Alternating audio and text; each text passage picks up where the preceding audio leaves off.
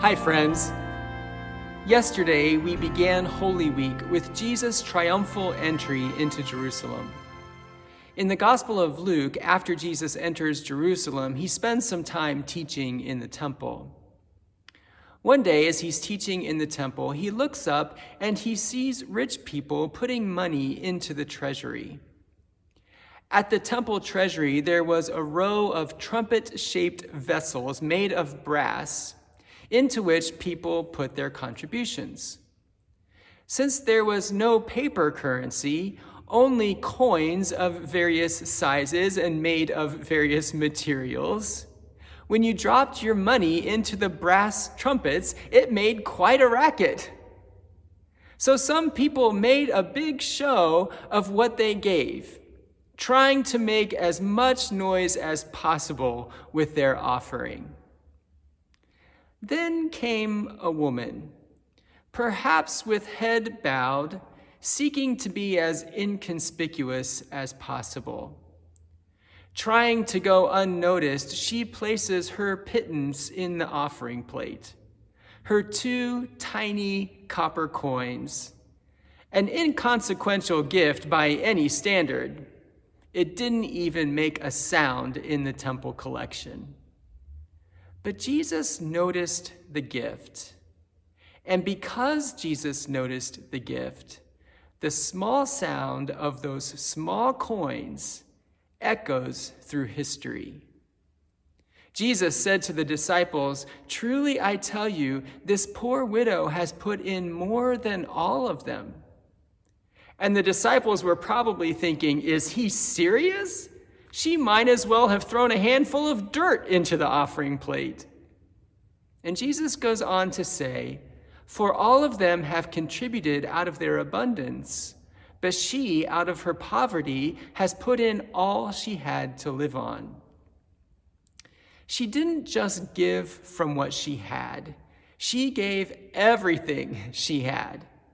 She didn't calculate what she could afford. She didn't need to, not because that was all she had, but because she already knew exactly how she wanted to spend her money. And so with reckless abandon and extravagant faith, she gave all that she had to God. Now, of course, it wasn't the amount that the widow put in that was worth more than what the rich people had put in. It was her attitude. There was no grumbling or grieving, just generous and joyful giving. Her giving was not an act of duty or obligation or guilt, but an act of faith.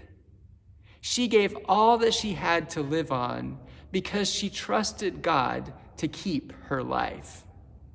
In your Holy Week at Home kit, there's a little egg with today's scripture reference on it, Luke 21, 1-4. When you open the egg, you'll find inside 2 small chocolate coins. Take those coins, or any coins that you have, and hold them right in front of your eyes. All of a sudden, you can't see anything, right? If you were to go to the mountains or to the ocean or even into your backyard and hold 2 small coins in front of your eyes, the mountains, the ocean, and the backyard are still there, but the coins are blocking your vision. You know, it doesn't take very much money to come between us and God. Just a little bit in the wrong place can obscure our view. Let's not allow money or possessions to get in our way of experiencing God or following Jesus. Let's nurture a faith that trusts God with our whole life. Thanks for listening, and enjoy the chocolate. I'll see you again tomorrow. Lest I forget, oh Lord.